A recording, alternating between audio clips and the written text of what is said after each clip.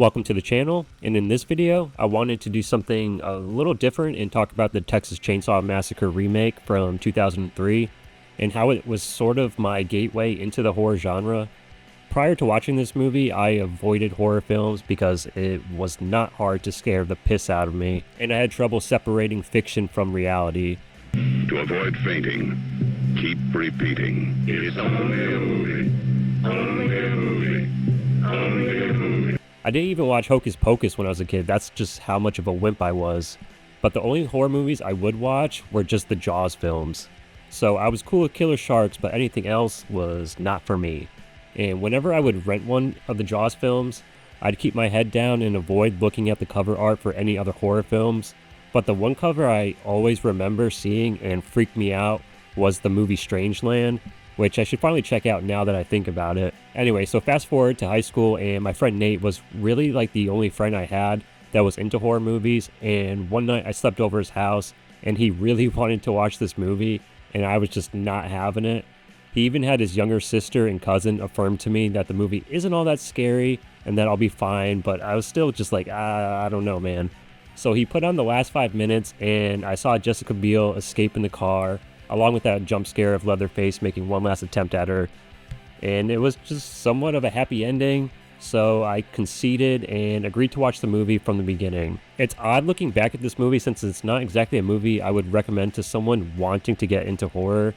You know, you usually want to start off with something fun like Gremlins or Monster Squad. Not a movie that starts off with a woman pulling a gun out of her jam and blowing her brains out, and the movie is just pretty dour and kind of mean-spirited, at least for a mainstream Hollywood film at the time. So I rewatched the movie in preparation for this video because it's been like 15 years since I've seen it from beginning to end. And while this movie will always be sentimental, I just wanted to see how it held up now that I've seen hundreds of horror movies since, along with seeing most of the other installments in this franchise. And I think it's still a pretty solid horror film. It still feels like a mean-spirited horror film. It doesn't reach the level of depravity of a Rob Zombie film. I also forgot that a lot of these kills are just implied and they shy away from showing any gore really, which is also what the original did as well. The characters are likable and are a little well-rounded. Jessica Biel is a fine actress and she's your typical final girl because she's just the altruistic one. I mean, the real star of the movie isn't her or even Leatherface, it's R. Lee Ermey as the sheriff. He's so menacing and just so believable as this unhinged sheriff that enjoys terrorizing anyone that ends up getting stuck in this podunk Texas town. Even the film's detractors would agree he makes this movie completely watchable, but seeing this movie now, it's not a very rewatchable movie though. I mean, I might get some shit for this, but I would rather watch Texas Chainsaw Next Generation just for how baffling and weird that movie is.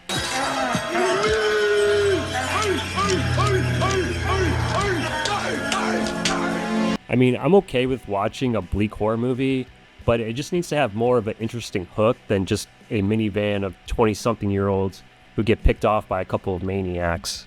This is one of the better horror remakes that were made around this time, and it's one of the better installments in this franchise, but that's honestly not saying a whole lot. After watching this movie in, I want to say, around 2006, I wound up being more open to watching horror movies and wound up seeing a lot of the new releases, like the Saw movies and the aforementioned remakes that were getting pumped out at a rapid pace, along with the remakes of the Japanese horror films as well. It probably took a good 5 years or so for me to finally sit comfortably in a movie theater and not jump at a jump scare, but I did really enjoy the ride that a horror film can take you on, and that's because my friend Nate convinced me to watch this movie, and I started to understand the fun you can get from watching a horror movie, where all I saw before was just nightmare fuel and a reason to keep the light on when I was trying to fall asleep, and now I own hundreds of horror movies. So I just want to say thanks to Nate, and I really miss you, buddy.